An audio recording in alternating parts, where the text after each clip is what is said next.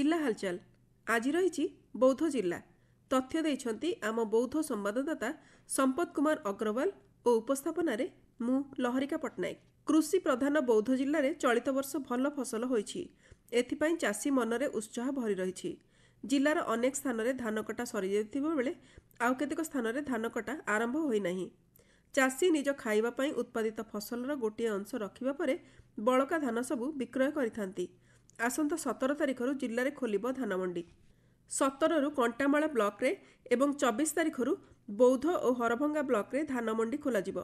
43,109 जन पंजीकृत चाषींक ठारू चलित वर्ष 16 लाख क्विंटाल धान क्रय करा जिबाकु लक्ष्य धार्य करा जायछि।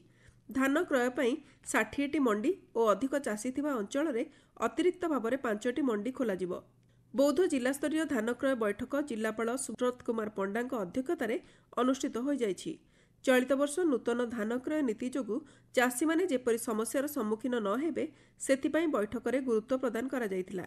चाषी माने धान विक्रय समय जेपरि कोनोसी समस्यार सम्मुखीन न हेबे सेथिपाई प्रशासन समस्त पदक्षेप ग्रहण करा जिबाकु कहा जायछि। धान संग्रह नै होइथिबा व्यवस्था और मंडी रे चाषींक पई करा जायथिबा आनुषंगिक सुविधा संपर्क रे ARCS हाड़ीबंधु महाकूड़ सूचना दे कहिसंती बौद्ध जिल्ला रे खरीफ क्रय ऋतु 2024-25 वर्ष पई जिला स्तरीय DLPC बैठक जिलापाल अध्यक्षतार गत 22 तारिख रे अनुष्ठित हो जाइए।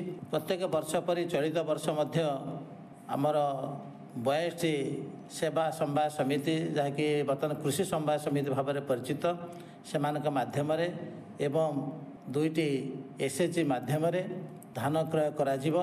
चलित वर्ष चाषी भाई माने क्विंटाल पिछा 3100 जहाँकि केंद्र सरकार द्वारा 2300 एवं इनपुट सब्सिडी भाव में राज्य सरकार 800 देवे। यही भाव में क्विंटाल पिछा 3100 लेखाएं चाषी भाई माने पाइबे।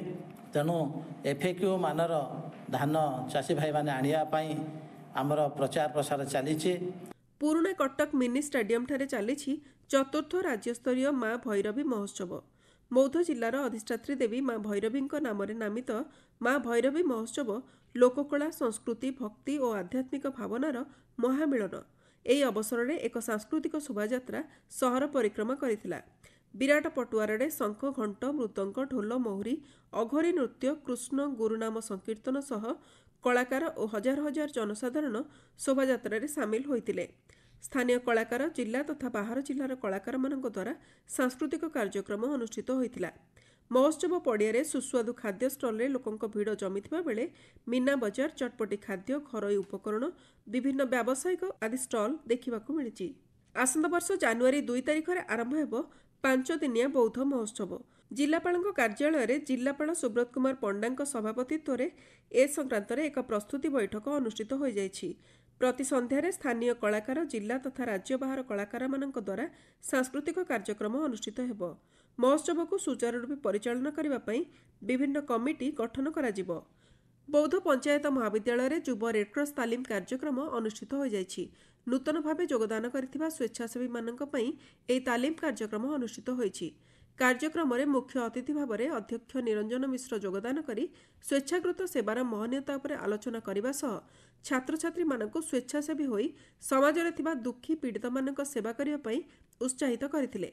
पलसागरा कॉलेज ठारे युक्त 2 काउंसिल जोन स्तरीय कबाड़ी और खो खो प्रतियोगिता अनुष्ठित हो जायछि। 5टी जिलार विभिन्न कॉलेजर छात्र माने एही प्रतियोगितारे अंश ग्रहण करथिले। खो खो प्रतियोगिता रे भवानीपाटना को हराई खंबेश्वरी कॉलेज जोन चैंपियन होइतिला। सेहीपरि कबाड़ी प्रतियोगिता रे बालीगुड़ा को हराई दारिंगबाड़ी कॉलेज जोन चैंपियन होइतिला। पुराना कटक सरस्वती शिशु विद्या मंदिर परिसर रे राष्ट्र जागरण रे नागरिकर कर्तव्य शीर्षक एक आलोचना चक्र अनुष्ठित हो जायछि।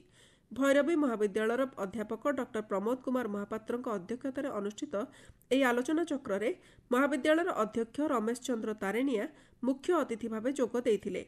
शिक्षा विकास समिति ओडिशांक विद्युत परिषद प्रांत संयोजक अश्विनी कुमार नायक मुख्य वक्ता भाव में जोगदे देशर सज्जन शक्तिर विकास नहीं आलोचना करथिले। जिला हालचाल आज एतिकरे शेष होला। आसंता काली जिला हालचाल रे सुनिबे कटक जिला संपर्क रे।